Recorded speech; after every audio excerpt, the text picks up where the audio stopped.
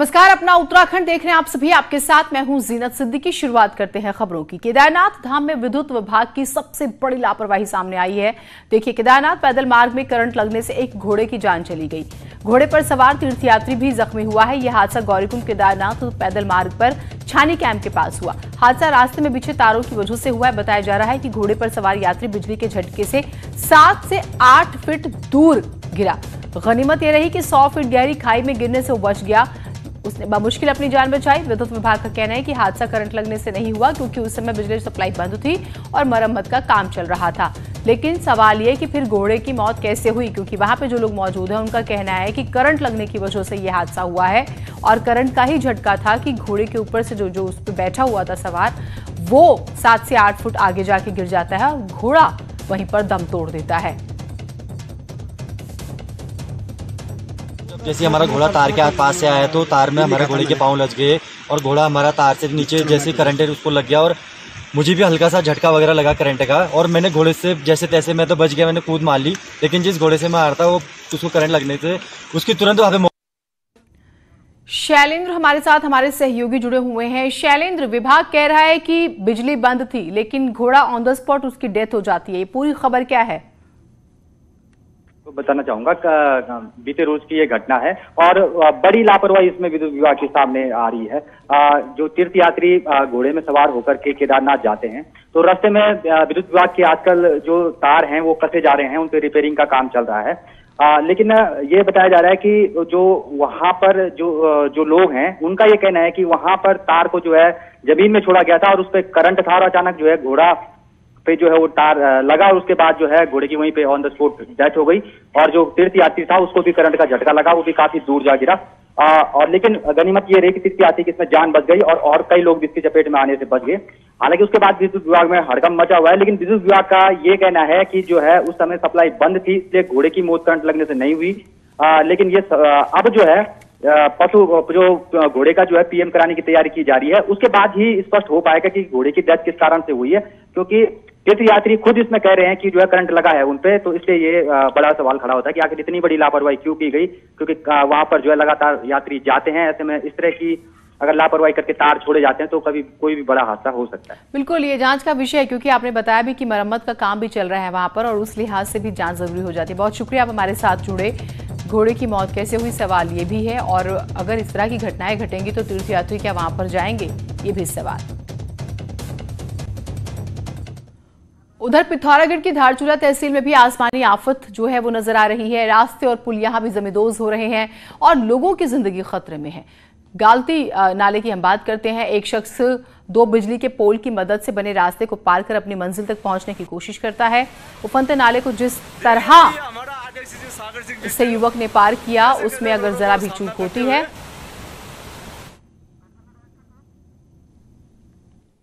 मैं प्राविधिक शिक्षा के मंत्री श्रीमती कमला रानी वरुण नहीं रही।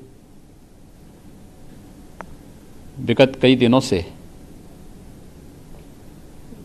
प्रदेश के प्रतिष्ठित चिकित्सा संस्थान SGPGI में उनका उपचार चल रहा था। वो कोरोना पॉजिटिव थी। आज सुबह उनका दुखद निधन हुआ है। मैं श्रीमती कमल रानी वरुण जी के दुखद निधन पर उनके प्रति कोटि श्रद्धांजलि अर्पित करता हूं। शोक संतप्त परिवारों के परिजनों के प्रति अपनी संवेदना भी व्यक्त करता हूं। श्रीमती कमल रानी वरुण एक लोकप्रिय जननेता और वरिष्ठ समाजसेवी थी। 11वीं और 12वीं लोकसभा की वह सदस्य थी। 2017 में घाटमपुर कानपुर से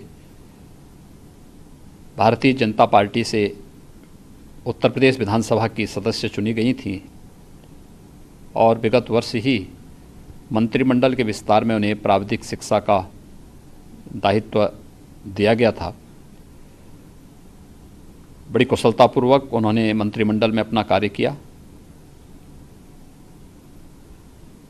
उनका दिवंगत होना समाज का भी, सरकार का भी और पार्टी की भी पुण्य क्षति है। मैं दिवंगत आत्मा के प्रति अपनी विनम्र श्रद्धांजलि अर्पित करता हूँ। शोक संतप्त परिजनों के प्रति अपनी संवेदना व्यक्त करते हुए ईश्वर से प्रार्थना करता हूँ कि वह दिवंगत आत्मा को अपने श्री चरणों में स्थान दें और शोक संतप्त परिजनों को इस अपार शोक को सहन करने की सामर्थ्य भी प्रदान करें।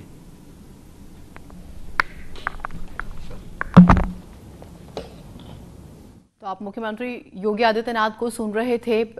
कमला रानी वरुण का जिक्र हो रहा है क्योंकि 16 तारीख को ही उनका कोविड टेस्ट हुआ था। परिवार के अन्य लोग जो हैं वो भी अभी बीमार चल रहे हैं और उनका भी इलाज चल रहा है, लेकिन अब वो हमारे बीच नहीं रही। मुख्यमंत्री योगी आदित्यनाथ उनकी उपलब्धियों का भी जिक्र कर रहे थे। आगे बढ़ते हैं। पिथौरागढ़ की बंगापानी तहसील के लोगों को कुछ राहत मिलनी शुरू हो गई है। राज्य सरकार के हेलीकॉप्टर की मदद से आपदा प्रभावित इलाकों में फंसे कई लोगों को सुरक्षित स्थानों पर पहुंचाया गया। 5 दिन से बीमार पड़ी कलावती देवी को भी चॉपर की मदद से धारचूला स्वास्थ्य केंद्र पहुंचाया गया। यही नहीं, कुछ स्थानों पर फूड पैकेट भी जो है हेलीकॉप्टर की मदद से पहुंचाए गए। आसमानी आफत ने बंगापानी में खासी दिक्कतें खड़ी की हुई हैं और इसी वजह से सैकड़ों लोग जगह जगह फंसे हुए हैं। हेलीकॉप्टर के आने के उपरांत जो है हम लोग लुमती, जारा जेबलीट और अन्य जो लगे क्षेत्र हैं वहाँ पर जो लोग फंसे हुए रुके हुए हैं उनको निकालने का प्रयास करेंगे। वर्तमान में जहाँ पर लुमती में जो हमारा बीआरओ का ब्रिज बह गया था 50 मीटर स्पैन का, वहाँ पर हमने लॉग ब्रिज के माध्यम से जो है अस्थायी पुलिया का निर्माण कर लिया है। मॉनसून के सीजन में पहाड़ों में सफर जानलेवा साबित हो सकता है। लगातार जारी बारिश और भूस्खलन की वजह से राज्य में 250 से ज्यादा सड़कें बंद हैं। हर साल की बजाय इस साल सड़कों की हालत ज्यादा खराब हो गई है। राज्य में चारों धामों को जाने वाली सड़कों पर चौड़ीकरण के काम के चलते खतरनाक हालात बने हुए हैं। ऋषिकेश देवप्रयाग के बीच तो बद्रीनाथ हाईवे को 15 अगस्त तक के लिए बंद करना पड़ा है। इसके अलावा कई दर्जनों कनेक्टिंग रोड भी बंद हैं। अब दावा है कि इसके लिए 431 मशीनें और जरूरी कर्मचारी भी तैनात हैं। 24 घंटे काम हो रहा है, लेकिन 105 बेहद खतरनाक लैंडस्लाइड जोन के चलते हालात मुश्किल हो रहे हैं। लगातार हर जगह पे जहाँ जहाँ भी संभावित क्षेत्र है लैंडस्लाइड के, उन जगहों पे मशीनें तैनात हैं और कुछ हमने चिन्हित भी कर रखे हैं पूर्व से ही, यहाँ पे कि हर वर्ष इस तरह की आपदा होती है। इसमें नेशनल हाईवे में तकरीबन 39 हमारे पॉइंट चिन्हित हैं। अब इस बीच सड़क हादसों में लगातार इजाफा भी हो रहा है। 6 जुलाई को बद्रीनाथ हाईवे पर कौडियाला के पास हादसा हुआ। जीप के ऊपर चट्टान गिर गई, लोग बाल बाल बचे। 9 जुलाई को श्रीनगर के चमधार में कार मलबे में दबी। 29 जुलाई को तोता घाटी में जेसीबी मशीन पर मलबा गिर गया। जेसीबी ड्राइवर समेत खाई में गिरी, ड्राइवर की मौत। 30 जुलाई को देवप्रयाग के पास कार पर पत्थर गिरे। यानी बरसात में हर साल के बजाय इस बार हालात ज्यादा खराब हैं, लिहाजा जरूरत संभल कर चलने की है। बहरहाल विभाग के दावे अपनी जगह हैं और जमीनी हकीकत अपनी जगह। पहाड़, मॉनसून और डिजास्टर का चोली दामन का साथ रहा है। ऐसे में आपकी सतर्कता ही आपका सिर्फ और सिर्फ सबसे बड़ा बचाव साबित हो सकती है। कैमरा पर्सन भरत शर्मा के साथ सुनील नौप्रभात, न्यूज़ 18 देहरादून। कहते हैं कि पहाड़ की जिंदगी आसान नहीं होती और उसके जीते जागते सबूत हम आपको रोज दिखा रहे हैं, लेकिन जो तस्वीरें नैनीताल से आई हैं जरा उसे भी देखिए आप।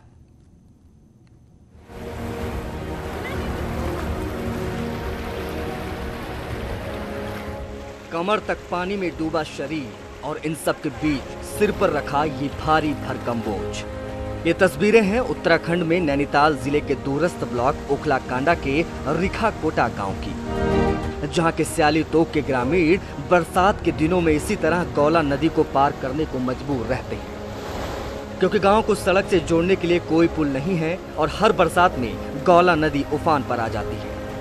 नदी बढ़ जाती है। अच्छा, तो अगर जैसे बरसात होती है, जब नदी का स्तर बढ़ जाता है तो उस समय आप लोग कहाँ ले जाते हैं अपने माल को? बर्बाद हो जाता है। अच्छा, कहाँ ले जाते हैं इसको भी? हमारी आधी फसल तो सड़ जाती है, नहीं तो घोड़े खत्म हो जाए। कम से कम 15-20 किलोमीटर इधर खंसो मार्केट पड़ता है, वहाँ ढोलते हैं, वो सारा किराया खा जाता है। आजकल थोड़ा बारिश कम होने से थोड़ा नदी कम है, इसलिए हम यहाँ से तैर रहे हैं।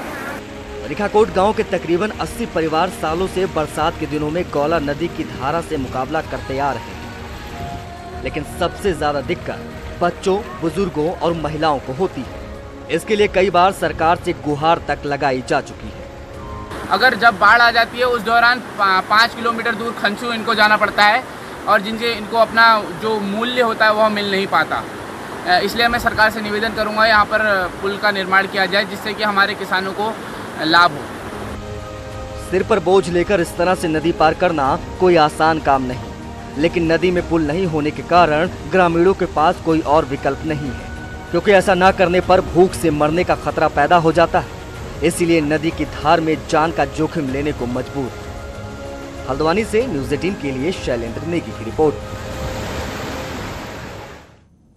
उत्तराखंड में बारिश की वजह से कई इलाकों में आपदा जैसे हालात हैं, लेकिन अल्मोड़ा में तो कई लोग साल 2013 में आई आपदा का दंश अब तक झेल रहे हैं।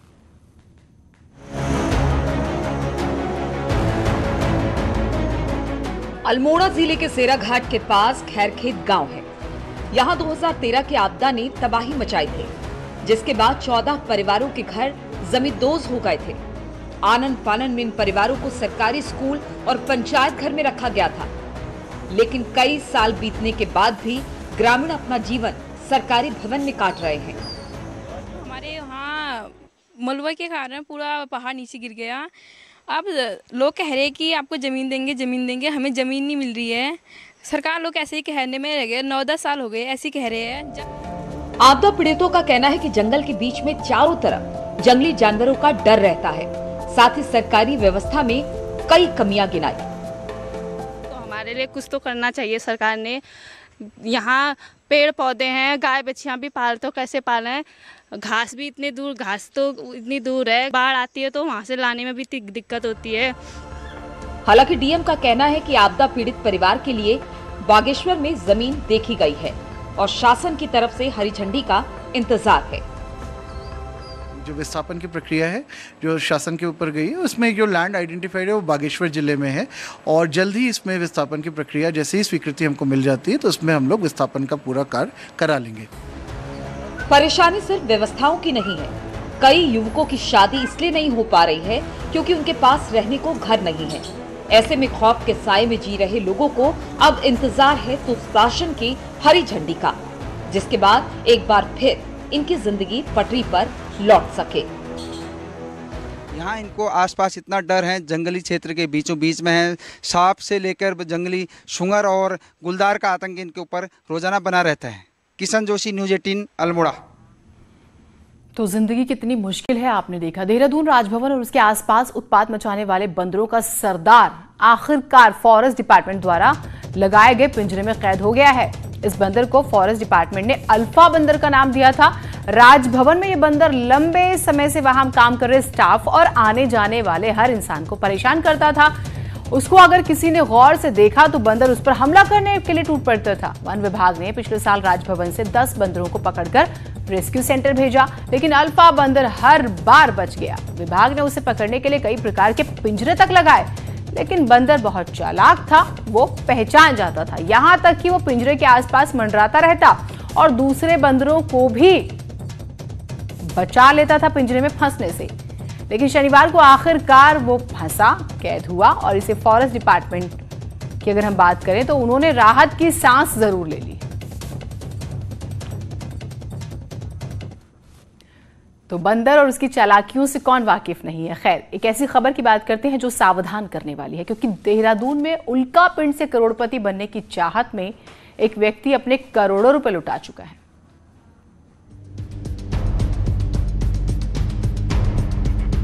राजधानी देहरादून में रहने वाले आर्मी के एक रिटायर्ड जवान के साथ 1.5 करोड़ की ठगी हुई है और ये ठगी उल्का पिंड के नाम पर हुई है। चौंकी मत, पीड़ित सेना के जवान को उल्का पिंड बेचने और फिर 5,000 करोड़ रुपए कमाने का झांसा दिया गया और करोड़ों ठग लिए गए। और अब ठगी की पूरी कहानी क्या है, जरा वो समझिए। पीड़ित खिलाफ सिंह बिष्ट को 2017 में एक शख्स मिला। आरोपी ने खुद को एक कंपनी का मालिक बताया। कंपनी का नाम universal mines and millers Turner बताया। आरोपी ने पीड़ित खिलाफ सिंह को झांसा दिया। एक क्लाइंट के पास जम्मू में उल्का पिंड बताया। उल्का पिंड की कीमत 5,000 करोड़ रुपए बताई गई। 10 करोड़ में वो उल्का पिंड बेचने का ऑफर दिया। खिलाफ सिंह आरोपी के झांसे में पूरी तरह आ गया। कई जगह से पीड़ित ने रकम जुटाई और 1.5 करोड़ रुपए आरोपी को दे दिए। अब 1.5 करोड़ रुपए उस आरोपी शख्स को देने के बाद खिलाफ सिंह को लगा था कि अब तो 5,000 करोड़ का मालिक बनना तय है, लेकिन तभी आरोपी शख्स फरार हो गया और खिलाफ सिंह को करोड़ों की ठगी का एहसास हुआ तो पुलिस में शिकायत की। खिलाफ सिंह को 5,000 करोड़ रुपए का लालच दिया गया और पीड़ित ने अपनी गाढ़ी कमाई के साथ कर्ज भी ले लिया। अब फिलहाल पुलिस मामले की जांच कर रही है।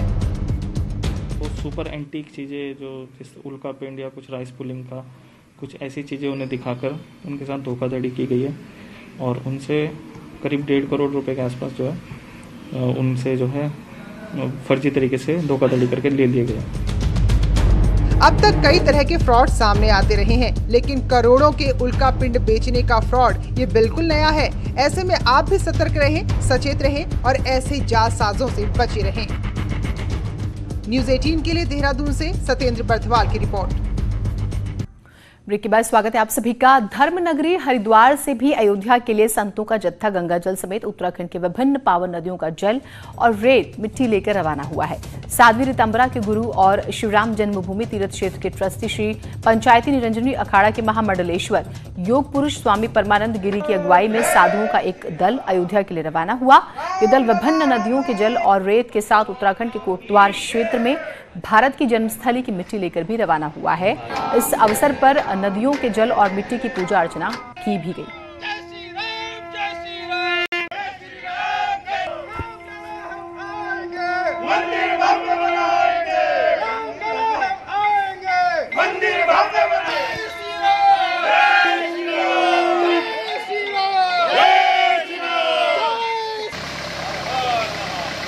ऐसा है कि जब भी बैठकें हुई हैं तो हरिद्वार के अखाड़े और संत धर्म संसद में रहे, मार्गदर्शक मंडल में रहे, इन सब संतों की बड़ी भूमिका रही है।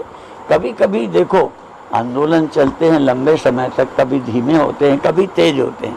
तो जब थोड़ा सुस्ती देखते थे तो संत उपराम भी हो जाते थे, पर संत कभी मंदिर से उपराम नहीं हुए, बल्कि मंदिर के उद्देश्य में यदि ढिलाई देखी तो उपरामता आती थी। मंदिर से कभी साधु उपराम नहीं हुए और आगे के लिए भी वो इसके लिए सदा कंधे से कंधा भिड़ाकर साथ दे।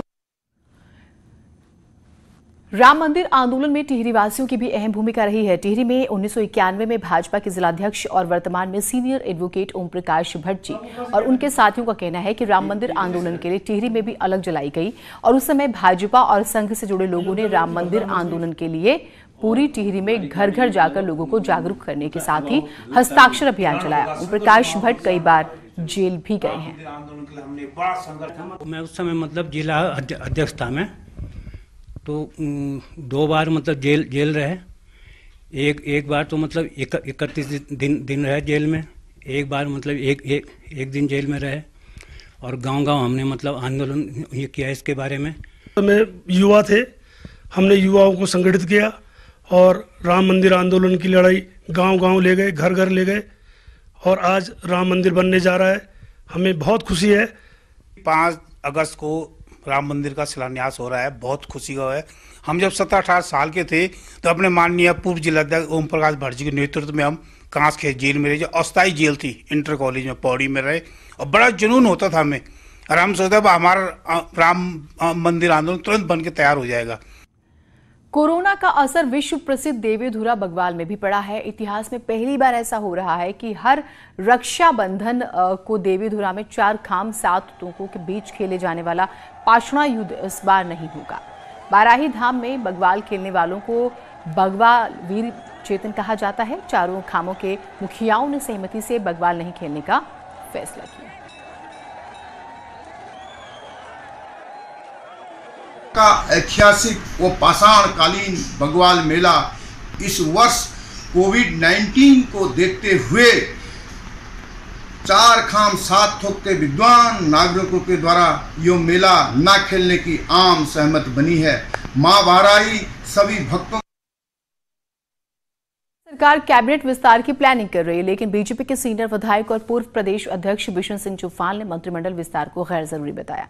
चुफाल ने साफ साफ कहा है कि इस वक्त राज्य कोरोना और आपदा से जूझ रहा है, ऐसे में बेहतर होगा कि मंत्रिमंडल विस्तार की बजाय इन समस्याओं पर ध्यान दिया जाए। चुफाल बीजेपी से 5 बार के विधायक होने के साथ ही पूर्व कैबिनेट मंत्री भी रहे हैं और उनके बयान के कई मायने निकाले जा रहे हैं, क्योंकि उनका बयान पार्टी नेतृत्व की लाइन से काफी अलग है। ऐसे में चुफाल का ये बयान खासा चर्चाओं में है। लोगों को पुनर्वास करना है, ये समस्या केवल आपकी पिथौरागढ़ की नहीं, पूरे प्रदेश की समस्या, हमारे पर्वतीय जनपदों की। तो ये हमारी तीसरी जो प्राथमिकता है इस समय, प्रदेश की आर्थिक स्थिति को भी धीरे धीरे पट्टी में लाना है। तो ये हमारी प्राथमिकता, मंत्रिमंडल तो इसमें हमारी कोई प्राथमिकता नहीं है कि जो मंत्रिमंडल का विस्तार किया जाए, ये मेरा अपना। नैनीताल की कुमाऊं यूनिवर्सिटी की छात्राओं ने ऐसी राखी तैयार की है जो हाथों को तो सैनिटाइज करेगी, साथ ही गरीबों को वो मुफ्त में भी बांटी जाएगी। भाई बहन के अटूट प्रेम के पर्व रक्षाबंधन के लिए कुमाऊं विश्वविद्यालय की छात्राओं ने अनोखी राखियां तैयार की है। ये राखियां दिखने में जितनी सुंदर हैं, उससे कहीं ज्यादा इनका अपना महत्व भी है। कोरोना काल में तैयार इन हर्बल और औषधीय गुणों वाली राखियों को परंपरागत सामान जैसे कपूर, राई, हल्दी से तैयार किया गया है। ये राखियां लोगों को स्वस्थ रखने के साथ हाथों को भी सैनिटाइज करती है। कई दिनों की मेहनत के बाद तैयार इन अनमोल राखियों को बाजार में बेचा नहीं जा रहा है, लेकिन गरीबों को ये मुफ्त में बांटी जा रही है। आपके पहाड़ों के उत्पादों से, जैसे हल्दी, राई और कपूर से बनी है, जो एक एंटीबायोटिक और एंटीसेप्टिक का काम करते हैं। तो अगर आप इन राखियों को अपने हाथ में पहनते हैं तो ये सैनिटाइजर का काम करती हैं। ये राखियाँ हम निःशुल्क वितरण करेंगे इन राखियों का, और हम उन लोगों को देंगे जो राखियाँ खरीदने में जो नहीं खरीद सकते हैं। मतलब जो गरीब वर्ग है, वो हम चाइनीज़ राखियाँ जो बाजार में बिक रही हैं वो खरीद नहीं सकता, तो हम उन्हें निःशुल्क बांटेंगे। कोरोना काल में प्रधानमंत्री की आत्मनिर्भर अपील के बाद कुमाऊं यूनिवर्सिटी में रोजगार परक अध्ययन केंद्र ने भी मुहिम शुरू की है। इसी दौरान इन छात्राओं को स्पर्श गंगा अभियान के तहत स्वरोजगार से आत्मनिर्भर बनने का काम दिया गया। मैंने इन बच्चों से राखी बनवाने के लिए कहा है, और ये केवल नैनीताल डीएसपी के बच्चे नहीं बना रहे, ये पूरे उत्तराखंड में हम जहाँ तक भी हमारे संपर्क हैं, क्योंकि मैं एनएसएस से जुड़ा रहा, तो सब जगह के बच्चे आज स्टूडेंट्स स्पर्श गंगा अभियान के तहत इन राखियों को जोड़ रहे हैं। कुमाऊं यूनिवर्सिटी की छात्राओं की मुहिम के 2 फायदे हो रहे हैं। एक तो लोगों को आत्मनिर्भर बनाने की कवायद की जा रही है, और दूसरा जो बाजार से महंगी राखियां नहीं खरीद सकते, उन्हें ये राखियां मुफ्त में दी जा रही है। नैनीताल से न्यूज़ 18 के लिए वीरेंद्र बिष्ट की रिपोर्ट। और इसी प्यारी सी खबर के साथ इस बुलेटिन में इतना ही। नमस्कार।